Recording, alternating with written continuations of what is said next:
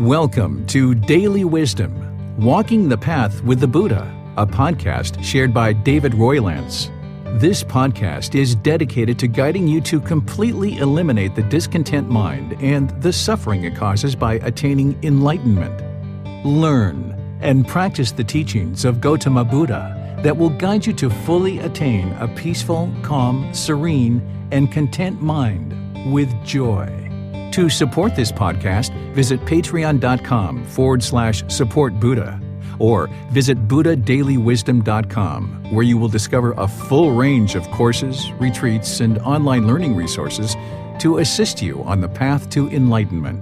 Now, here's our teacher to share more.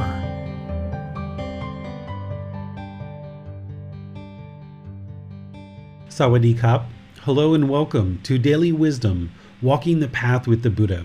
Today is our third class of a 4-part series where I'm helping you guys to build up your breathing mindfulness meditation practice. Breathing mindfulness meditation is the top priority in terms of meditation in the Buddha's teachings. For this path to enlightenment, to purify the mind and awaken it to this enlightened mental state where it's peaceful, calm, serene, and content with joy, you would need to develop a breathing mindfulness meditation practice. Because in breathing mindfulness meditation, we're developing mindfulness or awareness of mind. We're also developing concentration or singleness of mind. And we're eliminating craving, desire, attachment, the way that the mind has this mental longing with a strong eagerness and wants to hold on to things so tightly. So when we're in meditation and we're focusing on the breath, we're becoming aware of the mind, we're becoming aware of the thoughts that are there. And as soon as you realize that the mind is not on the breath, you cut it off, let it go, and come back to the breath.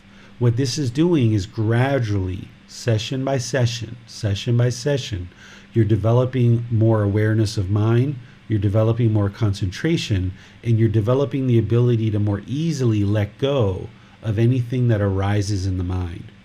During meditation, you'll never get to a point where your entire meditation session, you'll never have any thoughts. That's just not possible. As long as you're alive, you're going to have thoughts. In fact, if you experience 5, 10, 15 minutes of complete peacefulness and stillness of mind during meditation, you'll probably have the thought, wow, the mind is so peaceful. But that's a thought. So you're going to have thoughts. So that goal isn't to eliminate thoughts. Even though we say cut them off and let them go, what you're doing is you're training the mind to more easily let them go, so that then in daily life, when you have certain unwholesome thoughts, you can really easily cut them off and let them go because you've trained that way in meditation. And because you've trained in meditation to have this awareness of mind, you'll be aware when those unwholesome thoughts arise, where before you were training, before you were on this path, you were not necessarily aware of the thoughts you were having, and you weren't able to let them go once you did become aware of them. So here in this breathing mindfulness meditation, this is the one thing that the Buddha taught that was just such a high priority in terms of training the mind and walking this path to enlightenment. So I start off this group learning program with this 4-part series to help students to develop their meditation practice because it's so important. And then in another 2 weeks, we will move into loving kindness meditation. This is the second highest priority meditation that the Buddha taught. So I'll be introducing you to that and helping you build up your practice in a 4-part series with loving kindness meditation. So I'd like to welcome all of you to today's class. Thank you for being here. Thank you for choosing that Gotama Buddha's teachings are something that's important for you to learn and practice. As you do, you will see the truth for yourself that the mind gradually improves. The condition of the mind just gradually becomes more and more peaceful. And you should start seeing some longer and longer periods of time in your meditation where there's kind of stillness or quietness. And you might see that for a few weeks or even a month or so. And then depending on what's going on in your life, as impermanence comes to visit you, you might notice that your meditation practice gets shaken up a little bit. And you haven't done anything wrong. You're not bad at meditation. You shouldn't long for those 4 weeks where things were really peaceful, because if your mind is longing for the past, wishing that your meditation was just as good as it was back then, well, now that you're in the present moment, the mind is shaken up a little bit in meditation, you're going to kind of add discontentedness to discontentedness. So in your meditation sessions, don't judge whether they're good or bad. Just do the meditation, do it the way that you're being taught and that you're training, and then whatever happens, happens. Even if you sit there in meditation for 20 or 30 minutes or longer and you realize, wow, the mind is just super busy today. That's mindfulness. That's being aware of the mind. And you might have had a lot of difficulty bringing it back to the breath. And you might experience that for a week or 2 or 3 or even a month before you get back to where the mind's a bit more quiet and a bit more still. Again, you haven't done anything wrong. You're not bad at meditation. That doesn't mean you should give up because last month it was really calm and peaceful, and this month it's a little bit more shaken up. It just means that your mind is a bit more unsettled this month or this week or this session. And rather than comparing it to what you did in the past and what you experienced in the past, because that longing, that wanting, that expectation that just because it was peaceful in the past, it should be that way now, that's craving permanence. So you need to let go of the craving for meditation to be a certain way and realize that even your meditation practice is going to be impermanent. There's going to be ups and downs along the way. And as long as you stay dedicated to the consistency and the long-term approach of training the mind, you'll gradually be making progress. But constantly trying to figure out if you are making progress, that's part of the craving, desire, attachment that the mind has, and you've got to let that go. So just stay dedicated and committed, stay diligent to the practice, and do it each day for 2 to 3 times a day for 30 minutes or more. And like I've mentioned before, you need to gradually build up to that. The closer you get to that type of schedule, 2 to 3 times a day, 30 minutes or more, that's where you'll really see more and more benefits coming to the mind. So let's go ahead and just open things up for any questions that you guys have based on the last week of meditating, that maybe there's some things that have come up that you would like to kind of get answers to before we actually do meditation together. Or maybe there's something that I talked about just now or in previous classes that you would like to get clarity on. The way that you ask questions is put those into Facebook, YouTube, or Zoom. And if you're in Zoom, you can electronically raise your hand and get any help that you'd like by just raising your hand. And then after we have our question period, we'll go into meditation together, and then we'll open up some more questions at the end. If you guys have any questions after meditation, we can discuss those there as well. Hi, David. Donnie has his hand raised, so let's go to Donnie. Hi, Teacher David. Sometimes during meditation, there's a lot of thoughts that's coming on, and I do a little bit of self-talk to remind myself that meditation is about the mind, the body, and the breath. Something like remind again and again and again to settle down. Is that something that is okay to do? It can be helpful as you're getting started to kind of focus the mind on something in addition to the breath. So if you're breathing in through the nose and out through the nose and you're having trouble staying with the breath, if you'd like to just kind of repeat in the mind, kind of like an affirmation, like breathing in and out, you can do that. You can also do things like, if you're noticing the mind keeps wandering, you can say things in the mind like, let it go, it's impermanent, let it go, or cut it off. You can do those kind of things to kind of get settled in your meditation, but then you'd like to kind of fade that away and kind of try to get these periods of time where you're not doing something with the mind. Because ultimately what you need to get to in order to get to enlightenment is where you can have these dedicated, purposeful, consistent meditation sessions where it's just the body, the mind, and the breath, and you're able to focus only on the breath, and you don't need those affirmations in the mind during breathing mindfulness meditation. But if you need those to kind of get your meditation started, to kind of get things settled and kind of get moving in the right direction, but just don't allow the mind to get hooked to those or attached to those. So continuously try to get 5 minutes or 3 minutes or longer where you're not saying anything or there's no affirmations in the mind, so that you can train the mind slowly to get away from the attachment to needing those kind of affirmations in the mind. Understand. And thanks, Teacher David. Yes, you're welcome. I had a question. You were mentioning the impermanence of meditation. So would you say as we begin our meditation practice, we should accept that there will be ebbs and flows and it's not naturally going to be a upward progression? Is that how it typically works?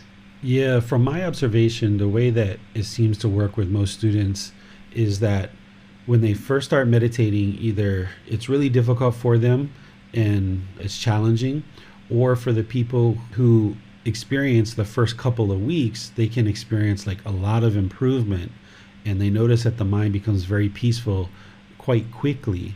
And then they kind of expect that that's the way it's going to be, that it's just always going to be that way, or it's going to be like this linear progression, because the mind's craving permanence, and it just thinks like, oh, the last 2 or 3 weeks, like I've seen all this progress in my meditation practice, so it's just going to be that way for the next few years or the next few months. They don't think about impermanence because the mind is still getting acquainted with impermanence. Even though people learn it in a class, even though they read it in the book, even though I talk about it continuously, there's something in the mind that it just doesn't click at the time when it's important for the mind to see it. So that's why, to awaken to this wisdom, you just have to constantly see impermanence everywhere around you. And your meditation practice is going to be that way. It's going to be impermanent. There's going to be these up and downs. But if you stay consistent with it, even in those rough patches where things aren't as peaceful as they were, you just stick with it through those rough patches, and eventually you'll get to the other side of that and things will get peaceful again. But then they're going to get rocky again too. Right? So there's this continuous thing, and what you'll notice is the periods of peacefulness will become longer and longer in terms of in each individual meditation session, but also in terms of weeks and months. You'll get these longer and longer periods of complete quietness and peacefulness and meditation, and the periods of roughness in your individual meditation sessions, and as a consistent like week or 2 or 3 or 4, those will get shorter and shorter and shorter as well. But you're still going to experience these different periods where maybe 2 weeks, 3 weeks, 4 weeks of peacefulness, and then maybe 2, 3, 4, 5 weeks of roughness, and then maybe 8 weeks of peacefulness, and then maybe 3 weeks of roughness. But you just got to realize it's going to be this on again, off again, on again, off again, and it's going to be like this all the way through until your mind is pretty much enlightened, where it completely understands impermanence. The craving, desire, attachment has been completely eliminated. There's no anger, hatred, ill will. There's no ignorance, delusion, a knowing of true reality. And every single meditation session is completely peaceful. And that's how you know that the mind is enlightened, is that there's no discontentedness whatsoever in the mind for a year, 2, 3 years, extended periods of time. Each and every single one of your meditation sessions are completely peaceful. You still have thoughts, but they're completely peaceful. The mind is utterly stable and steady. Nothing shakes up the mind whatsoever. So you're not going to experience that until the mind is pretty much enlightened. So even that first, second, third stage of enlightenment, the mind's still going to be shaken up in meditation sometimes, and outside of meditation as well. So it sounds like in some sense the ebbs and flows of meditation often imitate the ebbs and flows of our daily practice, would you say? Yeah, this is why in daily life, if you're able to maintain your calmness, you're able to maintain your mindfulness and your concentration throughout your day, it will improve your meditation session. Whereas if, like, let's just say your meditation's going really wonderful for 2 or 3 months, even your life maybe is going really well, there isn't really much discontentedness at all. Well, if somebody that you have an attachment to dies, your mind's going to get shaken up. And that doesn't happen every day. That doesn't happen every year even. So as the various craving, desire, attachments are being triggered. It's almost like a wound, and it's kind of like, somebody rips off the scab. It's going to be sensitive for a while. That doesn't happen every day. So you can have these long periods where you're getting glimpses of what enlightenment looks like. Even you can get a couple of days or a couple of hours, but that starts to expand as you move up through the jhanas and you move up through the stages of enlightenment, where you'll get a month or 2 months or 3 months of complete peacefulness. And it's like, wow, this is quite amazing. And then boom, something will happen, and it'll shake up the mind in daily life because of the impermanence and the attachment that's there. And then that's going to shake up your meditation as well. But by that point, you should potentially understand it really well that, okay, this is impermanence. The mind doesn't like it. It's craving, desire, attachment. I'm causing this myself. Let me just stay dedicated to what I know works, which is the Eightfold Path. Let me just stay consistent with all of those steps, including meditation. So even when things are rocky, you stay dedicated to it. This is the same thing, like say you were sick, for example. Say you had a headache, or say you didn't have a good sleep at night. When you wake up the next day, knowing that the mind is a bit groggy, a bit grumpy, or you feel sick, you're having stomach pains, you shouldn't shrink back from the struggle and start practicing wrong speech with everybody just because you have a headache or just because you're sick.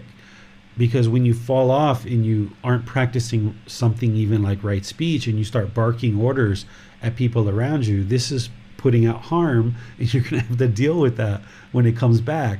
So if someone dies in your life, or you're sick, or you had a bad night's sleep, you got to always stay diligent and consistent with that Eightfold Path and just stick with it, even during the rough parts of meditation and even the rough parts in your daily life. If you're going through any kind of events, relationship-wise, work-wise, just really stay on top of your practice of the Eightfold Path.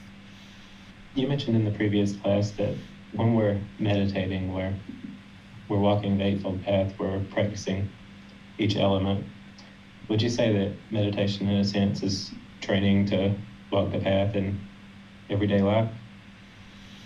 Yeah, without meditation, you wouldn't be able to practice something like right speech, for example. You would need that meditation, this meditation, breathing mindfulness meditation, to calm the mind, to minimize the activity, to quiet the mind, to train the mind not to have this craving, desire, attachment. Because while you have craving, desire, attachment, you're not going to be able to practice right speech to perfection, because the mind still has this longing, this strong eagerness. It wants something. It's going to be pushy. It's going to not be patient. And it's going to have difficulties practicing right speech. And same thing, if you're not cultivating loving kindness with loving kindness meditation, it would be very difficult for you to practice those 5 factors of well-spoken speech, which one of those is loving kindness. And it would be really difficult for you to practice right intention, which also has loving kindness as part of it. So even though I'm teaching you guys all the entire Eightfold Path, and I have these different classes that are teaching different things, there's all these connections between all of these steps and all of the things that I'm sharing with you, that I don't necessarily go into all those intricate details of how one thing's connected to the next, to the next, to the next. I surely do as the program goes on, but there's so many interconnectivity like that it would almost be obsessive or overthinking it if I went through every last little interconnectivity. Instead, what I'm doing is just sharing with you piece by piece. It's almost like pulling back the covers. If you think about all these beautiful jewels, and it's got this high quality fabric on top of it, and you just kind of gradually pull back the high quality fabric and expose more and more of this suitcase of jewelry. That's essentially what I'm doing in these classes, is just gradually pulling back this fabric so you can see more and more of these jewels that the Buddha has left for us in terms of his teachings. And each one of those jewels, they're in the same suitcase, they're all part of the same thing, and they're all interconnected in one way or another. But rather than try to explain all of that to you, I'm just explaining each individual piece of jewelry in helping you understand each individual piece of jewelry, because that interconnectivity is going to happen regardless whether you understand that it's there or not. If you understand each individual piece, then all that interconnectivity will be there and support you in your daily practice. Thank you, David. Let's go to Holly now. In listening to your description of this process of peacefulness for extended periods of time, and then days when meditation is just not great and it's almost like bombarded with thoughts and unable to focus on the breath. And I've experienced exactly what you described. So my question is, as on those sessions of meditation where we find that, or me personally, where I find that I have so many thoughts that it's just constantly that I can't focus on the breath, to the point where I get frustrated and then I feel like my meditation is not beneficial anymore. Is it better to just take a break and just try again later? Or is it better to just keep trying during that session? If you're becoming frustrated at meditation while you're meditating, it's probably better to just let that go and just move on and then come back to it later in the day. But the reason why the mind's frustrated in that situation is because you remember the peacefulness that you had in other sessions, and the mind's craving it. It's desiring it. It's attached to it. So you've got to train the mind that every meditation period, every meditation session is not going to be that way. So one of the things that you might think about doing is, when you do have what you would consider a really peaceful meditation, and you're like, oh wow, that was so peaceful, remind yourself it's not going to be like that always. Because it's usually during the times where you're really struggling that the mind's wanting the peacefulness. And when your mind is more peaceful in meditation, that's the time that those pleasant feelings are arising from that. So you've got to remind yourself of impermanence when the mind is in that pleasant state.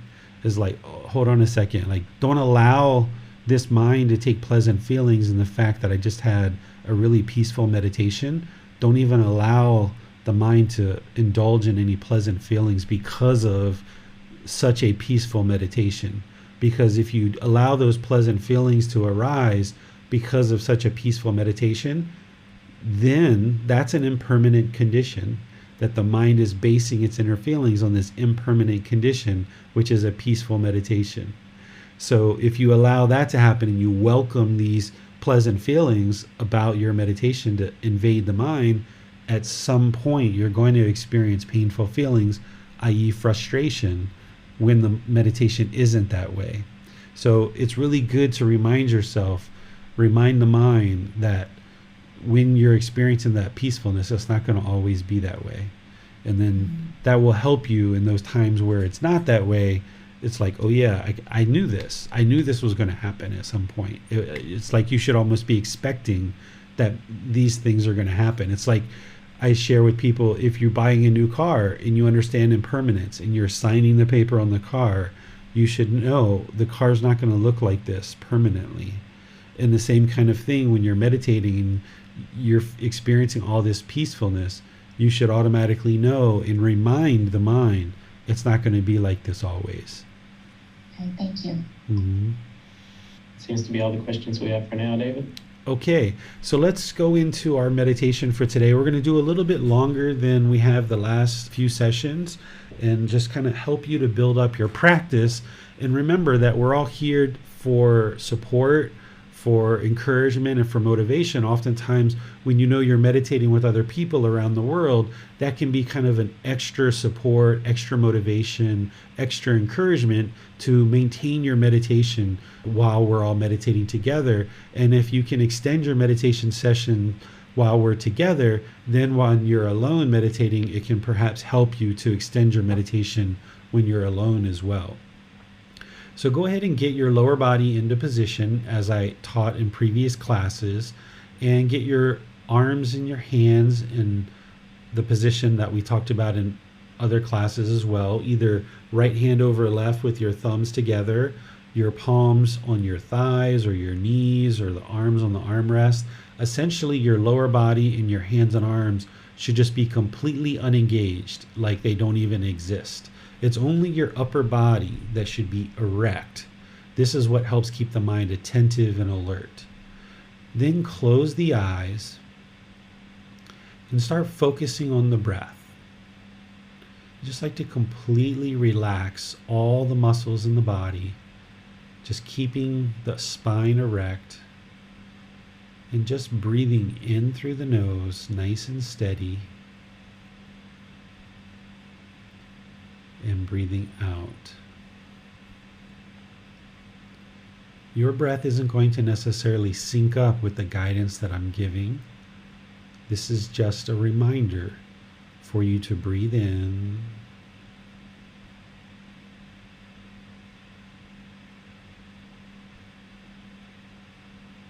and out.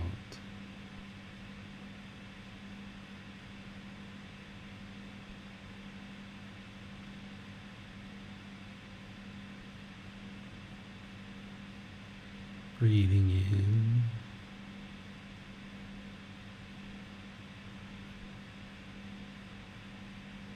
and out.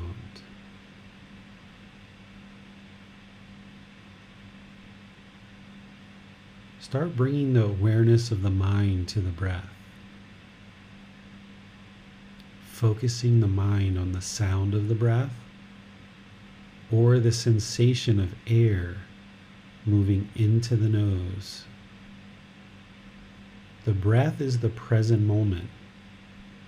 Fixating the mind on the breath will help bring the mind into the present moment. The mind can be peaceful and calm in the present moment. If it's longing to the past or the future, it can't be peaceful. So cut that off, let it go, and bring the mind back to the breath, the present moment. Breathing in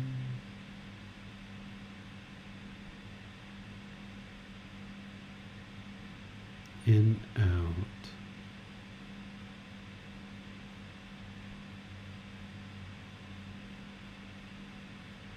Breathing in and out.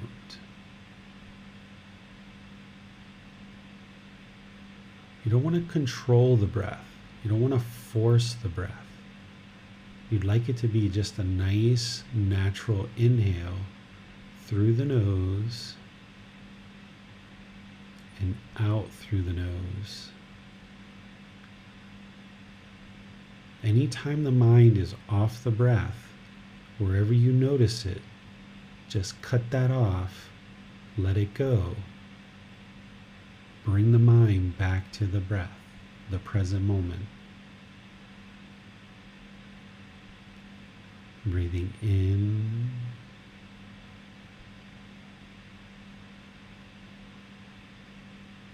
and out. I'm going to do some chanting to ease us into meditation. If you know these chants, you're welcome to chant along. And then after the chants, I'm not going to do any guidance. Just continue to focus on the breath. Wherever you notice that the mind is off the breath, cut it off, let it go, and come back to the breath.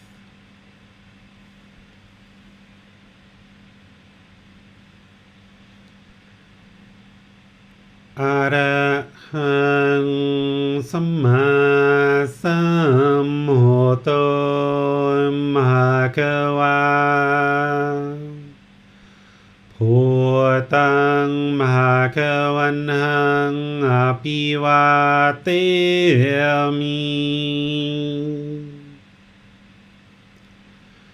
Savakato Bhagavata Tammo Dhammang Namasami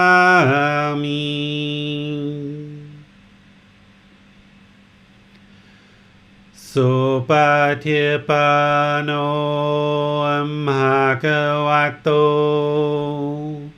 สาวกสังโฆสังฆังนามามิ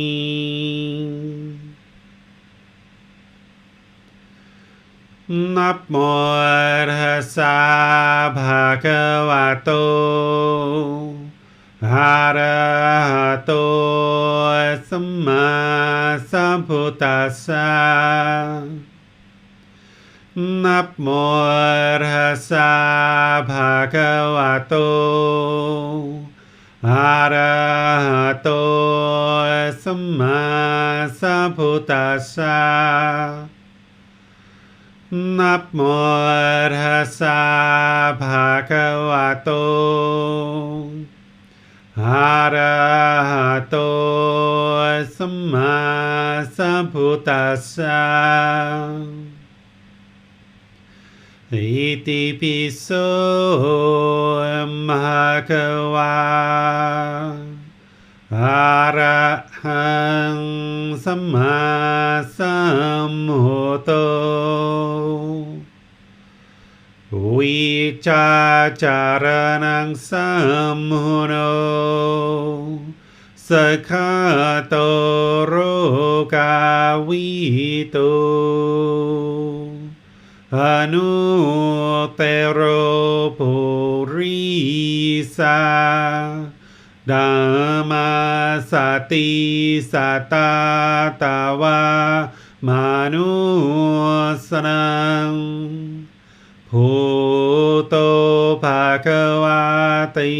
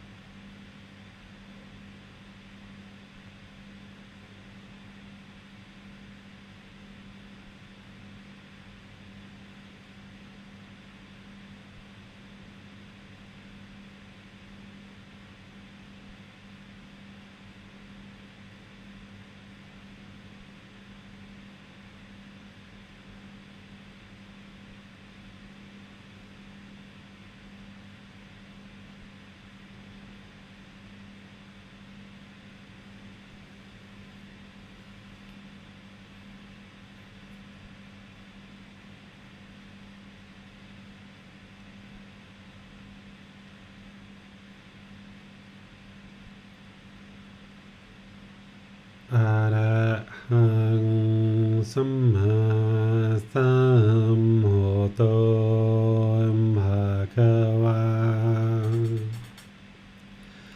พุทธังภะคะวันตังอะภิวาเทมิสวากขาโตภะคะวะตาธัมโมธัมมังนามัสสามิ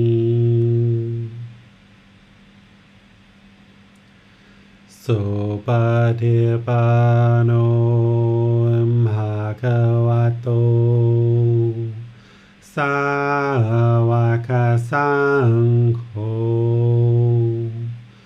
สังฆังนามามิ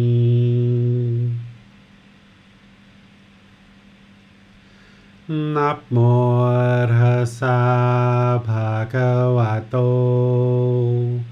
อะระหะโตสัมมาสัมพุทธัสสะ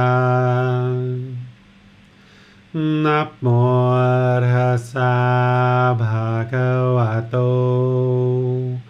อะระหะโตสัมมาสัมพุทธัสสะนะโมตัสสะภะคะวะโต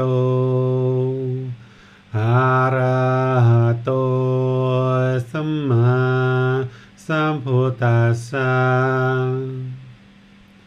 อิติปิโสภะคะวะอะระหังสัมมาสัมพุทโธวิจาจารณังสัมพุทโธสัคขะโตโรกาวิโตอนุเตโรภูริสาธัมมาสติสัตตาตวามนุสนังพุทโธภะคะวะติ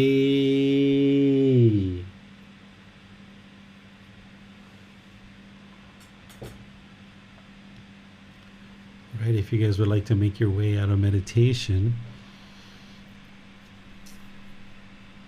we can go ahead and open things up for any questions that you guys have on anything regarding breathing mindfulness meditation or anything as part of the path that we've been learning, or anything that you're thinking about or learning, something that you've seen, something that you're interested in figuring out how to apply the teachings that you've learned into your daily life.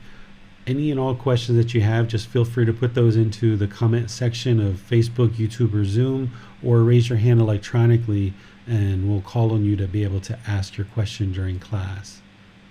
I had a question on meditation, David. Sure. When we begin meditation, especially earlier in our practice, we may notice a flood of negative thoughts or emotions or painful feelings coming up. I was wondering if you have any advice for anyone who may be dealing with that at this point. And yeah, so it's just like all the other discontent feelings that arise during your day, whether it's in meditation or it's outside of meditation, it's the same thing. Just cut it off, let it go, come back to the breath. And the more that you get familiar with those 4 foundations of mindfulness that we talked about in class on Sunday, that you'll be able to be aware of the arising painful feelings, in this case, that you're talking about. If you can observe them as bodily sensations and cut them off there, that's like preserving the mind and not allowing it to experience these painful feelings. But really, to get a handle on the painful feelings, you have to understand the pleasant feelings. That's why when Holly asked her question about meditation, the whole reason why painful feelings come into the mind is, of course, craving, desire, attachment. But if we allow the mind to invite in and welcome and hold on to these pleasant feelings, that's just an open invitation for the painful feelings, because if the mind's going to experience these impermanent, temporary, pleasant feelings based on these impermanent conditions, then at some point, those impermanent conditions aren't going to be there to produce those pleasant feelings anymore. And as soon as those impermanent conditions change, that's when the painful feelings are going to come. So using Holly's example, if during a meditation or afterwards where you feel like the mind was really peaceful and we allow the pleasant feelings to arise, and we're like, oh wow, that's so great, my meditation's going so well, I'm noticing all these improvements, this is really great, oh my goodness. Well, allowing that to occur, that is not going to be permanent. That experience of meditation that you're now basing your inner feelings, those pleasant inner feelings, are being based on this impermanent condition of your meditation being utterly peaceful. And that means at some point when that condition doesn't exist, that's when the frustration is going to come. That's when the anger or the sadness or the annoyance or the irritation, because now that condition has changed. So getting a handle on the painful feelings, you have to get a handle on the pleasant feelings. It feels strange because in the unenlightened state, that's pretty much what we live for, is those pleasant feelings. It's like when those moments come, it's like, oh, right, yeah, something great's about to happen, and you get really excited about it. And that's kind of like what we live our life for. And it feels really weird, like, hold on a second, like I need to cut off that pleasant feeling. Well, the more you do that and the more you see the mind come to the middle with this peacefulness, and you get that permanent joy that's coming through, that brightness, that enlightenment that's coming through, then you understand that these impermanent pleasant feelings are really unsatisfactory, that they really do not do anything to help the mind whatsoever. And as long as the mind wants to hold on to these impermanent pleasant feelings, it's never going to experience this permanent joy. Because as long as the mind is holding on to those impermanent pleasant feelings, it's always going to experience these painful feelings. So to get a handle on the painful feelings, you've got to get a handle on the pleasant feelings, and being aware of the bodily sensations that arise, both with the painful feelings, but also with those pleasant feelings as well. There's going to be certain bodily sensations that you feel as those feelings start to arise. Thank you, David. I was wondering, is Buddhism a religion? If you ask me, I would say Buddhism is not a religion, and here's why. The way that I think about a religion is, I think about a religion is a certain faith practice that is organized by a centralized organization. And this organization might collect up a collection of teachings, and then they are kind of responsible for distributing those teachings and ensuring that everybody follows those teachings, oftentimes based in belief, oftentimes based in rites, rituals, ceremonies, and worship. The Buddhist teachings are not that. There's no centralized organization that collects up all the teachings and distributes them for people to follow. People, if they're really practicing the Buddhist teachings, they wouldn't actually be following the teachings. They wouldn't actually be believing them. Instead, they would be learning, reflecting, and practicing them. And there's no rites, rituals, ceremonies, and worship that's part of the Buddhist teachings. So depending on how somebody defines the word religion, and if you define it the way that I just did, which is there's a centralized organization collecting up the teachings, distributing those, and then there's going to be beliefs, there's going to be a faith practice, there's going to be rites, rituals, ceremonies, and worship. If that's the way that you view religion, then the Buddhist teachings aren't a religion, because there is no centralized organization, there are no rites, rituals, ceremonies, and worship. When the Buddha awoke to enlightenment through the training of his mind, he didn't say that I discovered a new religion. He said I discovered a better way of life. And this better way of life is learning these teachings, learning this eightfold path, learning these natural laws of existence about what really exists in the world. And through gaining this wisdom, then the mind awakens, no longer experiencing these discontent feelings. So sometimes when people see that the Buddha taught about hell, animals realm, afflicted spirits, human and heavenly realm, they kind of right away associate it with the religion, because faith practices will have that. These different traditions will have some of those type of things in there. And even when you look at like the 5 precepts, people look at things like Jesus Christ's 7 sins. I think they call it the 7 deadly sins. And you can see some similarities. But when you strip away all of that stuff and you realize that the Buddha is just teaching true reality. He's teaching what these 5 realms are, because that's what exists in the world. That's the natural laws of existence. He's teaching the 5 precepts because through learning and practicing those, we don't do harm in the world, therefore harm doesn't come to us. He's teaching things like right speech and meditation and all these other things, because this is that better way of life that he discovered, and it was a better way of life than what he lived before. And remember, he was a prince. He was a member of the royal family, destined to become the king, with lots and lots of wealth, money, and prestige and everything else. So he left all of that in order to seek true inner peacefulness. So depending on how someone defines the word religion, you'll see people out there that will say that the Buddhist teachings are a religion. But if you ask me, and if you look in the Buddhist teachings, I say that it's not a religion. And if you look in the Buddhist teachings, he never ever uses the word religion at all. He only ever talks about improving your life and making better decisions and wiser decisions, and how this leads to better results in our life. It's interesting that you point out that the Buddha, he had power in some sense, and he had wealth, and he had youth, and he had all of these things that people are often directed toward in this life, but he still didn't have peace. And it should be a great example for us that these things that we may be chasing, they're not going to give us what we're looking for, because the Buddha had all of that, and he didn't find that until he began on this path. Yeah, a lot of times when there's people like the Buddha and Jesus Christ and Prophet Muhammad and people like this, people tend to put them up on a pedestal and hold them up as kind of like a perfect example of a perfect human being. But the fact is that all of these people, including the Buddha prior to his enlightenment, he wasn't perfect. He wasn't the perfectly enlightened one. He experienced anger. He experienced frustration. He experienced meditating in the forest, and his mind was sometimes peaceful and sometimes it wasn't. And I'm sure he experienced being frustrated when his mind wasn't peaceful during meditation, like what Holly was asking about. The reason why he understood all of these natural laws of how to get to a peaceful mind is because he experienced all of these things.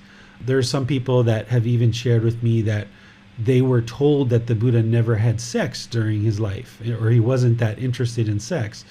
But the reason why he knew that having sexual contact leads to discontentedness is because he experienced it. He experienced wanting sexual contact and not being able to get it, or not being able to be pleased enough during sexual contact. And his mind was discontent during that time. That's the only way that he would have known that something like sensual desire and sexual contact leads to discontentedness.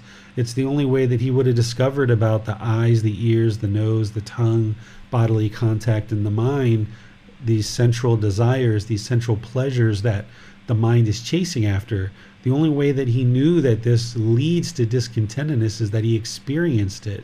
And as he experienced it in his life, and he moved his mind away from that and towards this peacefulness, that's as he gradually gained the wisdom of what was truly creating the discontentedness his whole life. Because he was pretty much in the lap of luxury. He was a prince, the firstborn son, destined to become a king. And depending on what stories you've heard, very rich, very wealthy, lots of beautiful women, lots of food, lots of entertainment, all the things that you would imagine. He had a wife, he had a son, all the things that we're told that this is what leads to happiness. In reality, those things don't necessarily lead to happiness, because if the mind is longing for them, then that craving, desire, attachment is going to cause discontentedness. And the Buddha discovered that because he had everything. And it was only when he let that go that he was able to experience this peacefulness. But it doesn't mean that you have to follow that same approach. There's people that are rich and wealthy that are enlightened.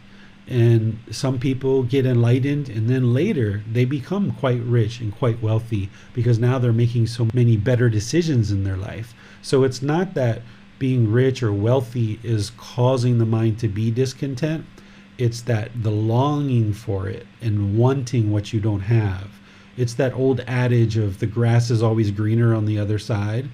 It's like if you're on one side of the fence and you always think the grass is greener on the other side, then you're always going to be disgruntled with your grass.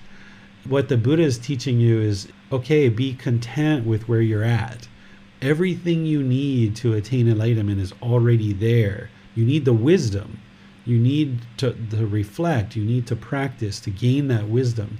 But in terms of what you have in your life, if you're 20, 30, 40 years old, you've been sustaining your life, you've got food, water, clothing, shelter, medical care, you've got what you need. It's just now you need the wisdom to realize that you've got enough. You can continue to grow in your career and continue to make more income, but if you allow your mind to long for it and crave it, that's where the problem comes in. Or if you have a life partner and you wish they were different than they are, and you really expect them to be different than they are, that's where the discontentedness comes in.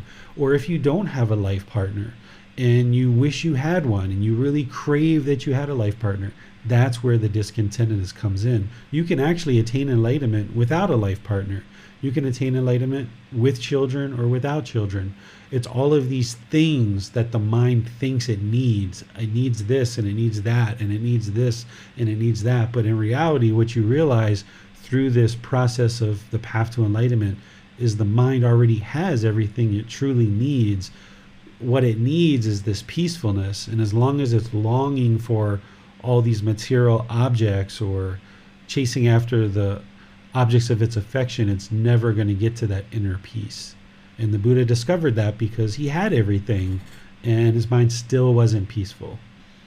Yes, it seems that, as you pointed out, the Buddha did have all this, and the fact that he did experience all of these, the human condition essentially. He wasn't this person who didn't experience sexual craving and things of this nature, but because he experienced it, it really makes him the ideal teacher, because the people that he's teaching, like us, are people who do experience those things.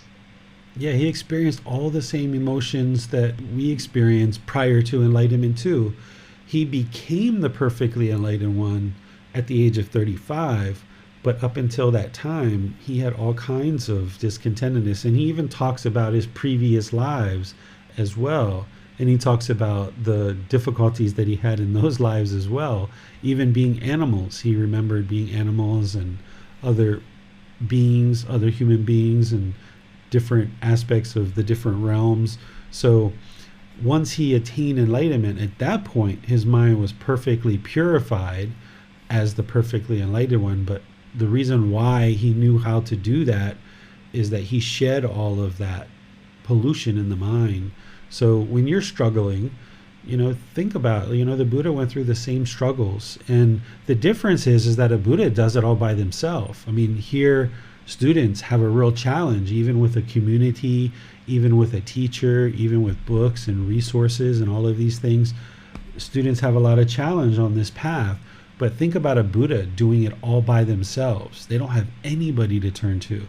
They don't have a book to turn to. They don't have a community of people that they can reach out to. So in a lot of respects, actually in every respect, any student who's on this path has 1,000,000 times more than what a Buddha has. And a Buddha has one thing that really makes them different and unique to be able to actually attain enlightenment is they have a very different mind. Their mind can retain content from this life and previous lives that is just utterly detailed. And because their mind can retain wisdom from this life and previous lives, it can all accumulate into them attaining enlightenment on their own. That's why they can do it on their own, because they have a very unique mind, very different than the average human being or ordinary human being.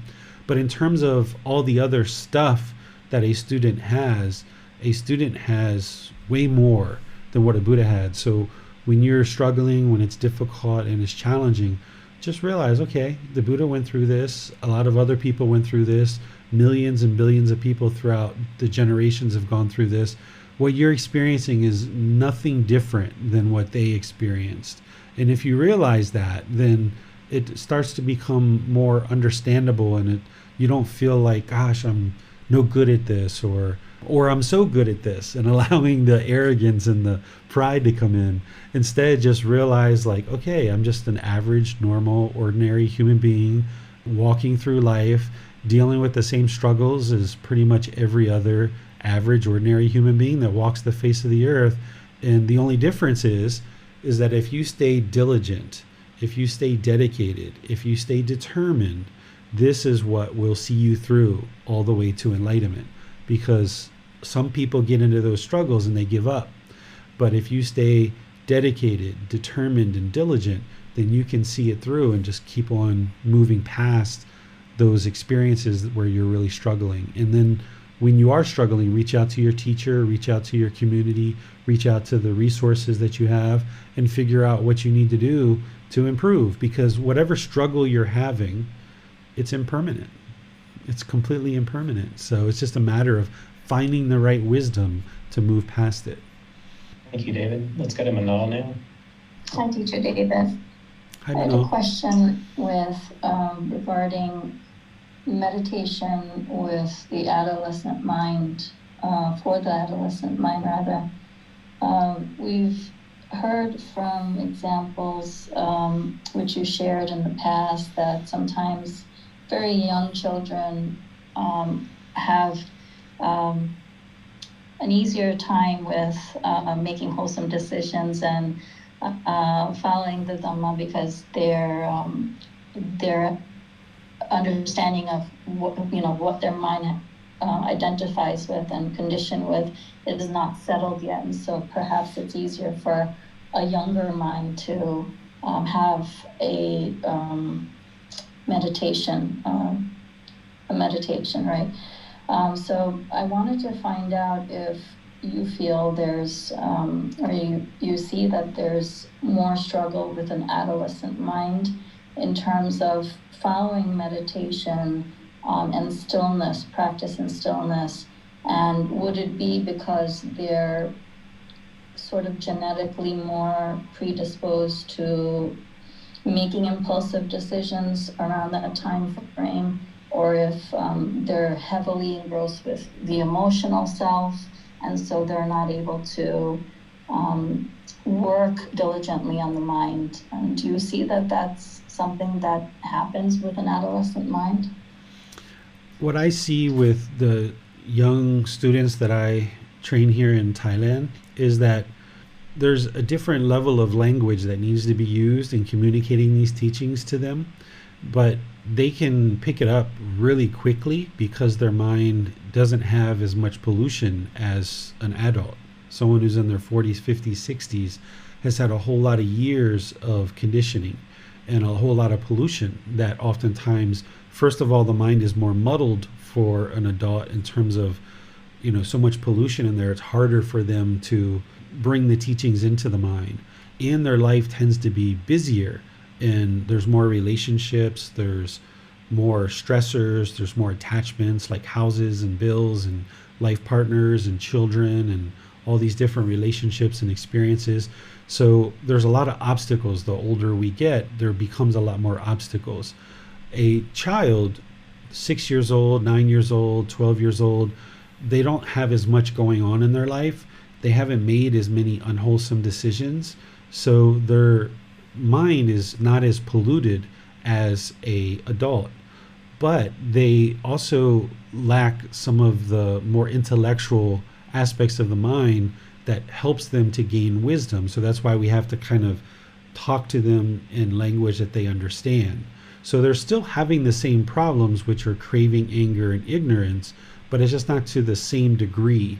Of course, they're unknowing of true reality. Their ignorance is quite high because they're a new being coming into the world. But they can overcome that a lot easier than an adult a lot of times.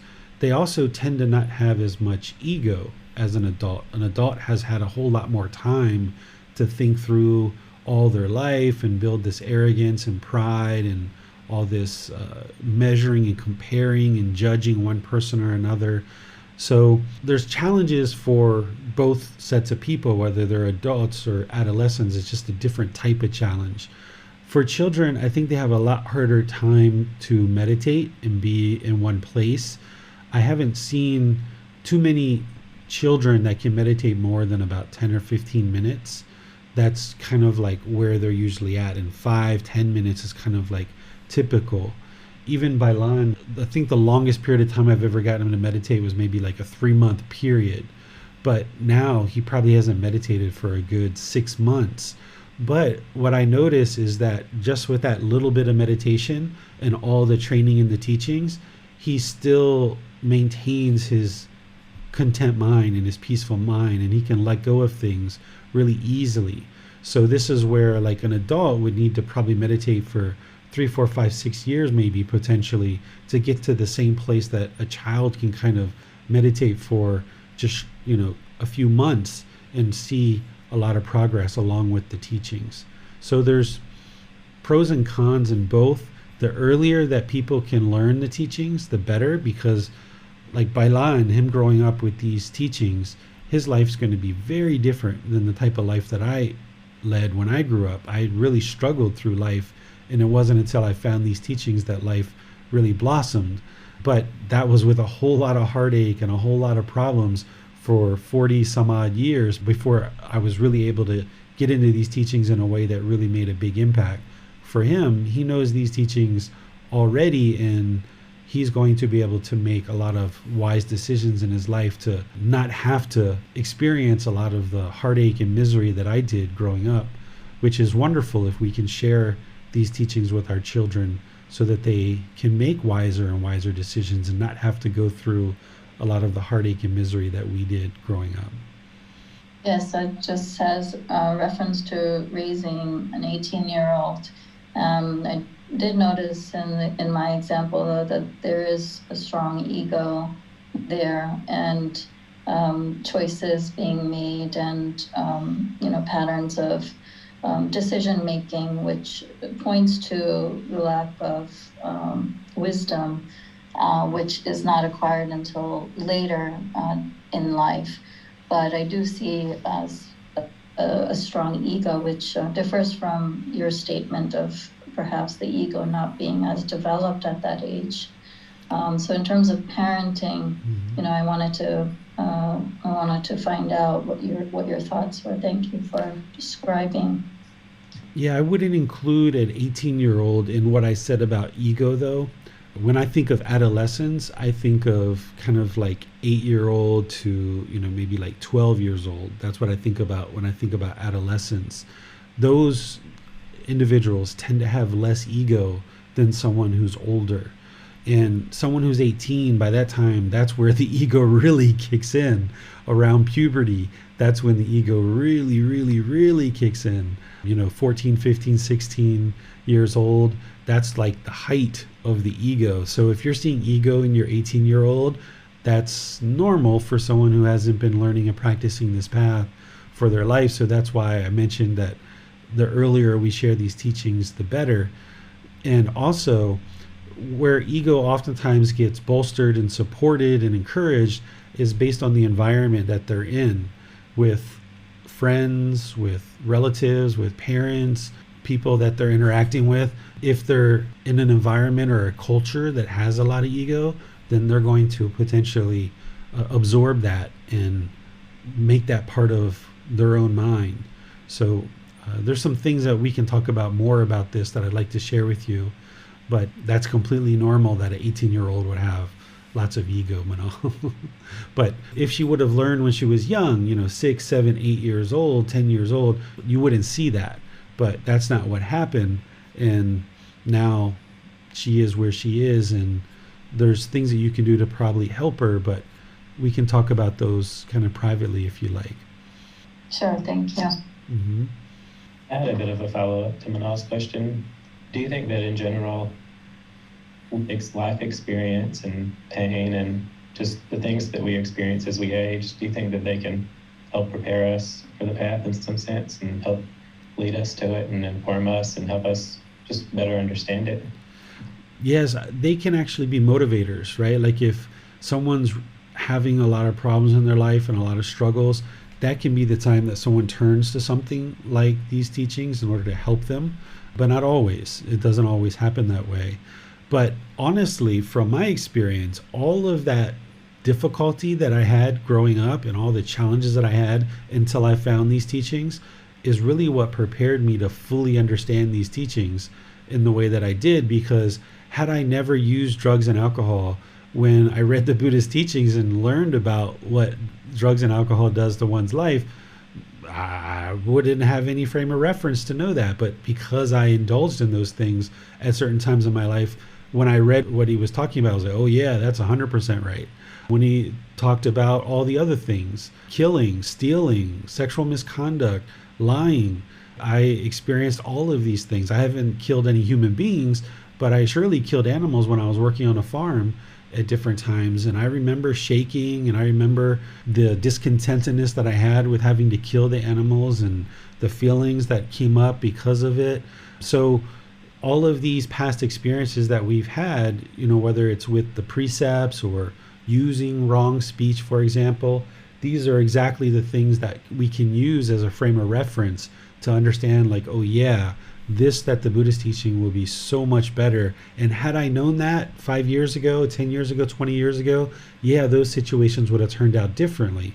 Doesn't mean that you can go back and fix it, but at least you can look back to it and be like, oh yeah, I can see why the Buddha's teachings would be helpful and they would actually work in this situation. Because if you've gone around and you've been harsh or angry or frustrated and you've been aggressive with people, you know what the results of that are. Or if people have been that way with you, you know what the results of that are.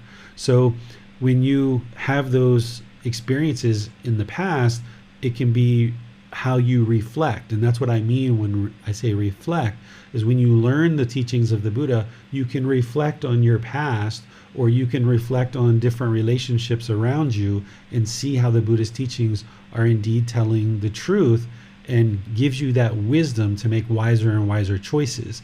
And then also, once you learn the Buddhist teachings, as you know, you're not going to be able to click your fingers and instantly start practicing them to perfection.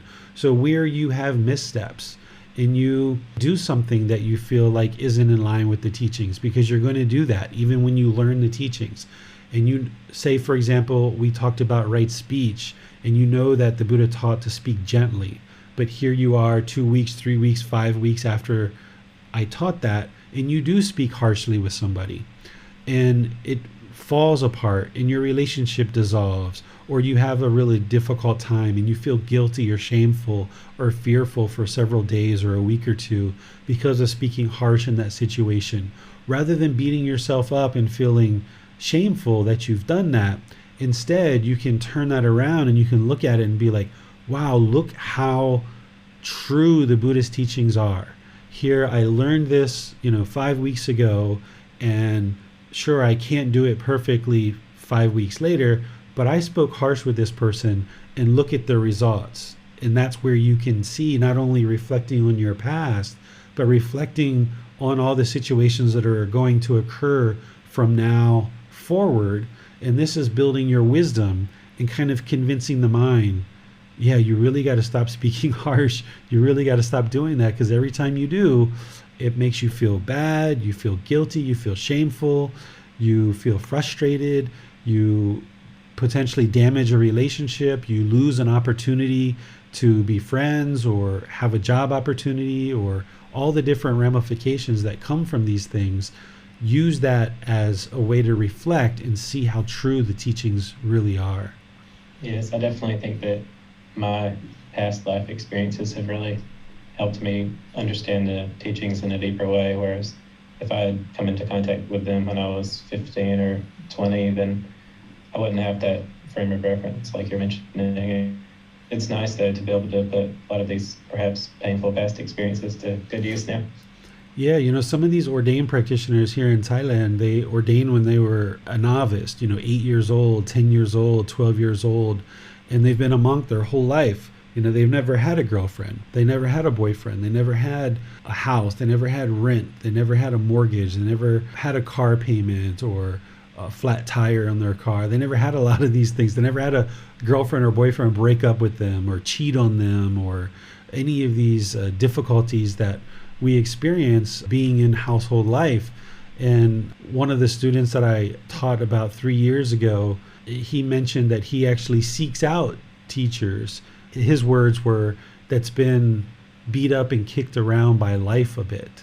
And when you've been beat up and kicked around by life a bit, then these teachings have that much more of an impact for you, because you can go from being beat around and kicked up by life to things really smoothing out for you, and you're like, oh wow, I can notice the difference so well. Whereas if your life is like pretty peaceful, pretty cheerful, pretty happy-go-lucky, you kind of make marginal improvements. You're still improving with the Buddhist teachings, but you might not notice it as much because you haven't really been through the University of Hard Knocks, right? When you go through the University of Hard Knocks, this is a saying, Bassam, that we use to mean like if you've had a really hard life and difficulties and struggles in your life, when you start getting the truth and you start applying that, it's like getting a breath of fresh air. It's like being in a polluted environment for 20 years, 30 years, 40 years, 50 years, and then all of a sudden this big breeze comes in and gets rid of all that pollution, and you can see the truth, and it's like, oh wow, like this is the way that life is supposed to be.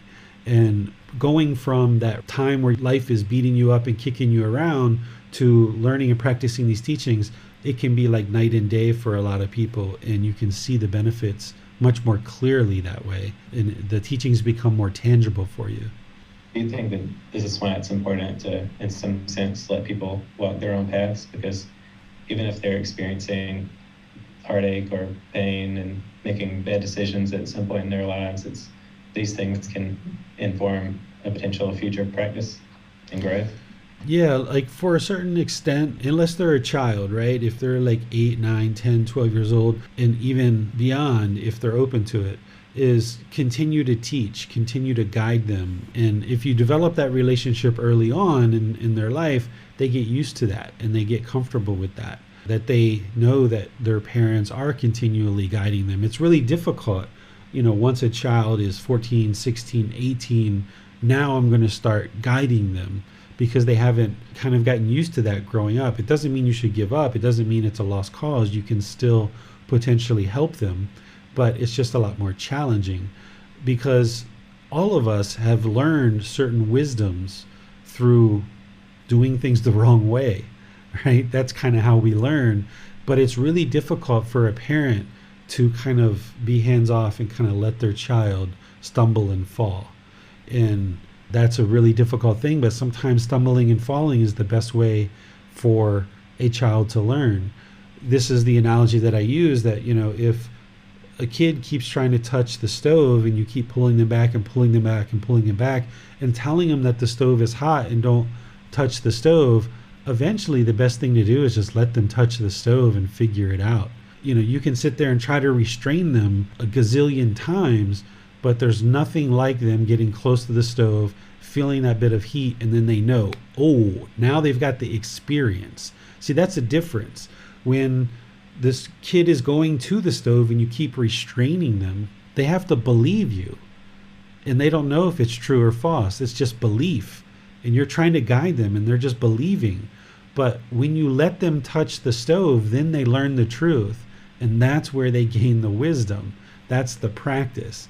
So there's certain situations where you gotta kind of have to be comfortable with children, for example, and let them touch the stove in certain situations, and not just the stove, but other things as well. I can give you a lot of different examples with Bailan where there were certain things that he was interested to do, and I advised him how I suggest that he handle it, and he didn't agree with me.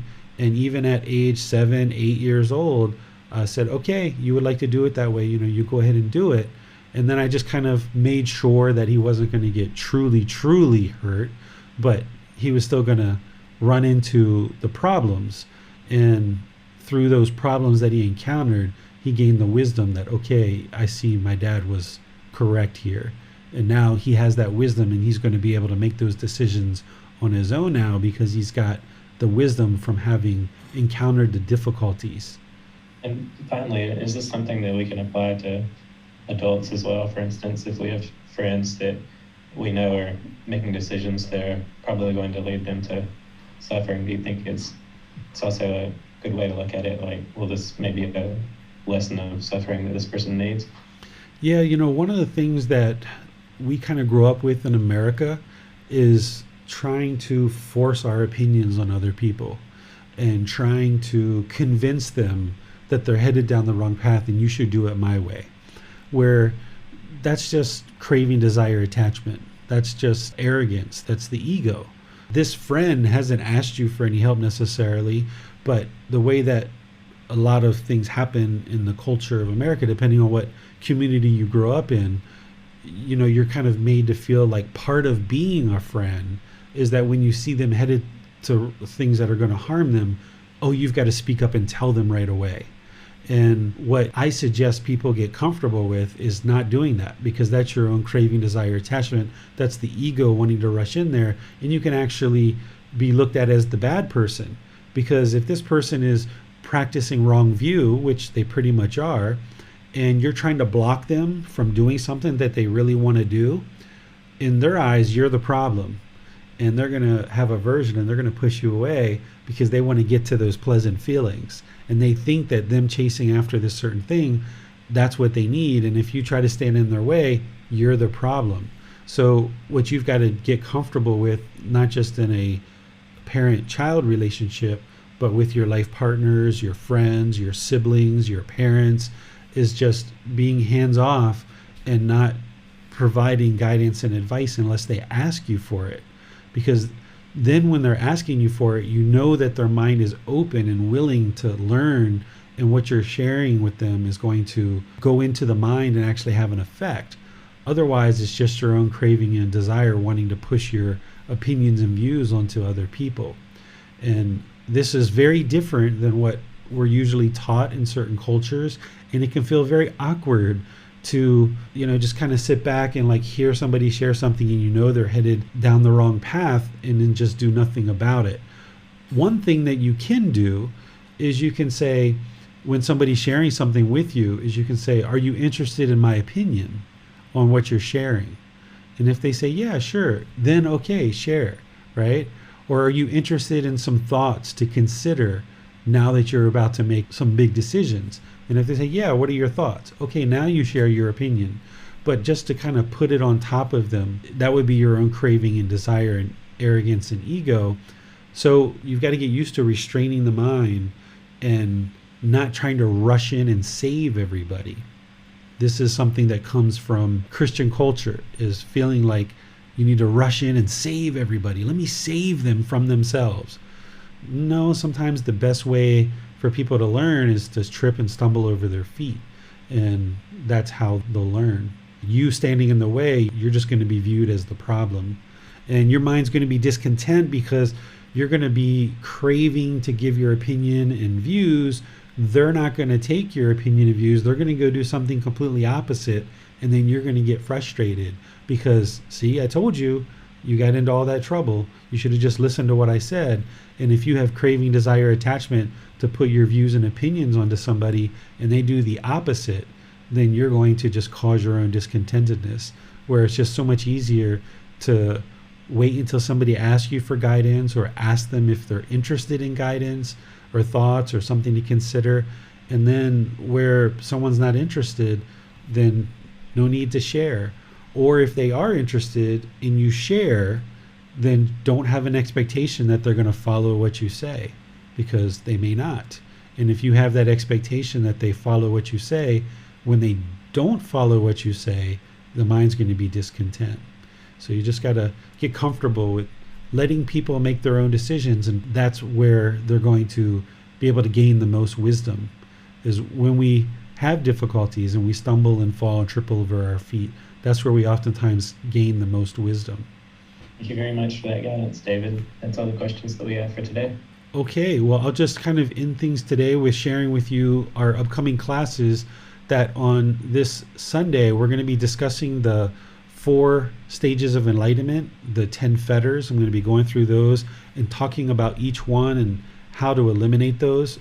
If we have time, I'll talk about the 7 factors of enlightenment as well. But last time I taught that class, we didn't quite have time because we spent more time going through the 4 stages of enlightenment and the 10 fetters, which is fine because a few weeks later we discussed the 7 factors of enlightenment when we got to chapter 3. So that's what we're going to do on this Sunday. And then the Sunday after that, that's where we're going to start chapter 1 in the book. We're going to just go through chapter by chapter. Next Wednesday, we're going to be doing our 4th class on breathing mindfulness meditation. And once again, just extending the time a little bit longer to help you build up your practice more and more, so that if you're feeling comfortable doing elongated meditation in a class like this, then perhaps that will boil over into your private practice when you're doing this independently on your own, that you'll be able to potentially do longer and longer sessions and feel more comfortable with that. So thank you all for joining. Appreciate that you're continuing to be dedicated and diligent in your practice. As you have questions, feel free to reach out and let me know. I'll see you in a future class. Sawadee khap. Thank you for listening to this podcast. To provide support for this podcast, visit patreon.com/support Buddha. To access more teachings, visit buddhadailywisdom.com. There, you will discover a full range of courses, retreats, and online resources to assist you on the path to enlightenment.